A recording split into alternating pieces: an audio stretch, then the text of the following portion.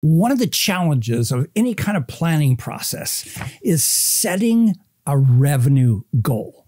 What do I mean by that? So let's say you're working on a strategic plan for your next year or planning your next product launch or whatever it is, and you decide you want to get a number for that, which is always a good idea. So the challenge is how to do that well, because there's several different ways of doing it, and most people don't really do it very well. So what I'm going to do here is I'm going to show you several methods for choosing a revenue goal, and I'm going to give you some cautions that will help you in this process.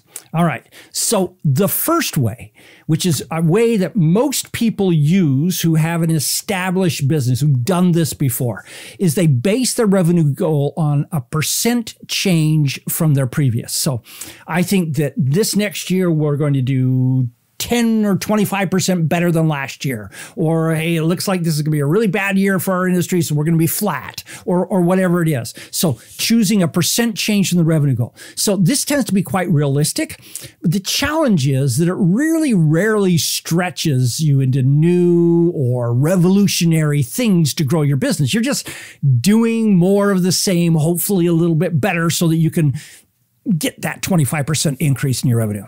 All right. The second one is to pull the number out of thin air, which is fairly normal. Lots and lots of people do this, even if they do that percentage of revenue, percentage of prior year. This is very frequently used, especially with people who are brand new with a business, because they haven't got any numbers to base it on. The challenge is it's almost always wrong, and that wrongness can be demotivating if it's way high, or it can be demotivating if it's way low. It's like, hey, I achieved my goal. I don't need to work anymore. It's March, and I guess I just take the rest of the year off. Okay. The third way is zero-based forecasting. Here, what you're doing is you're taking each piece of your business and sort of looking at it historically, and you stack them all up. You add up all those pieces and you say, does this look reasonable for a total revenue goal for everything?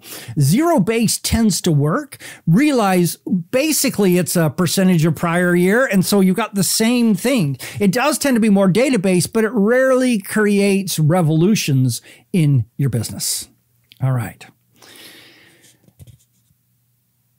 Most of us should use one of those three methods. I actually suggest you don't use the second one, to pull it out of thin air. And so based upon either prior results or based upon stacking up all of your different pieces into prior results into one zero-based forecast. All right. But I'm going to throw out one more element that, if you're new in business, you should not do this, okay? But if you're established in business, you may want to consider this one. It's, what would we do if our goal was X dollars? So let's say you are currently a $500,000 business, and you were to say, okay, I want a real big stretch number. What if our goal was a $2 million business? What would we do differently to achieve that? Obviously, you can't just do more of what you've been doing, because more of what you were going to do, what you've been doing, is going to take you from 500,000 to 600,000 or 700,000. You've got to totally change your business to get to 2 million or 2.5 million from $500,000. And this can be very interesting for some people, because what it does is it creates totally new thoughts. You start looking at every element of your business and how could you do that differently? You start asking, what would it take to get to $2.5 million? Realize this can be incredibly motivational, because it starts to cause everyone in your business's mind to stretch. I suggest you do it not 1 year bound. You don't say, okay, this year we're at 500,000 and it's been a recessionary year, and next year looks like a recessionary year too. And so we're going to go for 2.5 million. That sounds good. Probably not. So maybe you say sometime in the next 3 years, we're going to hit 2.5 million. And what is it going to take to get there? And by the way, don't even think of doing this if you cannot stretch your own self and your team stuff. You're probably going to have to lose a lot to get to that stretch number. What do you mean? We're gaining a lot to get to that. No, you're going to have to lose a lot. You're probably going to have to lose some team members who simply cannot function at a 2.5 million rate. They can't imagine it. They can't get there. They can't work hard enough, whatever. You're going to have to lose some products and services that currently suck resources, attention, and time and money out of your organization so you can focus on the big hitters. You may have to lose your entire business and start over again.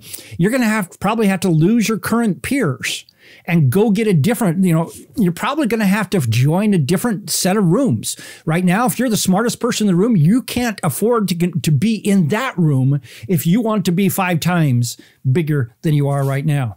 You're going to have to create a whole bunch of new systems that you've never done before.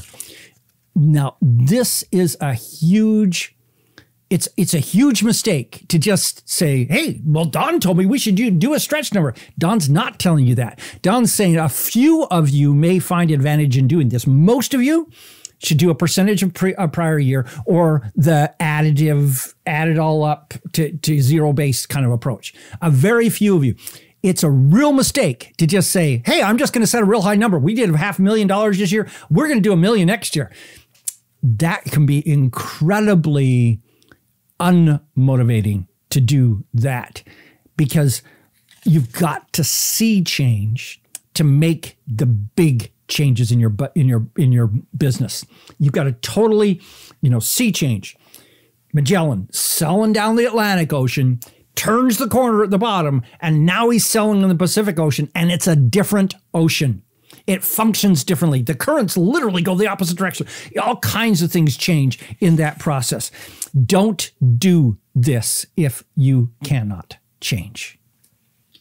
I invite you to think about it. What do you think? Could you? Should you?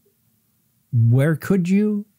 Maybe this is something for a year from now, so you start prepping and putting together the team that can make those changes.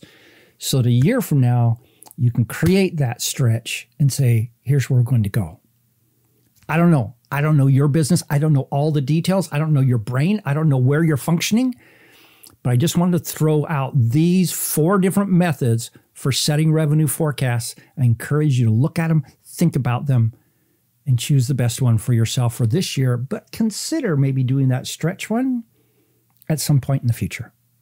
This is Don Crowther saying, just go do this stuff.